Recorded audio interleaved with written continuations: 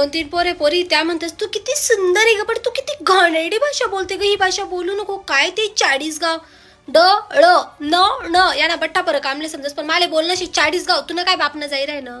फिरिसन जर भाषा लिसन अशी कमेंट करी ना तुम्हाला डोया काढीसन मी गोट्या गोट्या रवाले. पण आता तर देखाव नाही मी नावे ठेवस का तुमनी भाषाला, तुमले पण काय हक्क नाही आमनी भाषाला नावे ठेवणं. ज्याने त्याने संस्कृती राहस समज. अरे तू वाटतच नाही खानदेशात पण इतक्या सुंदर मुले सका आमल्या खानदेश मागल्या पोरीस नाक नाही काढू आणि इनडायरेक्टली आमण्याकडल्या पोरीस तुम्ही अपमान करी राहणार.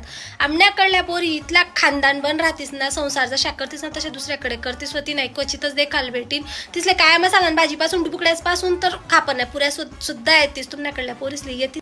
त्याच भाज्या खावाले तुम्ही दूर दूर मरी पडाल करतस. आमण्याकडलं मटन, आमण्याकडलं चिकन, आमण्याकडलं वांगानं भरीत त्या भाज्यात आमण्यापोरी घरमा सुद्धा बनायला तीस बटा पकवान येतच. बाहेर जॉब पण करतीस त्या आणि संसार पण नाकवट्टीची सण करतीस.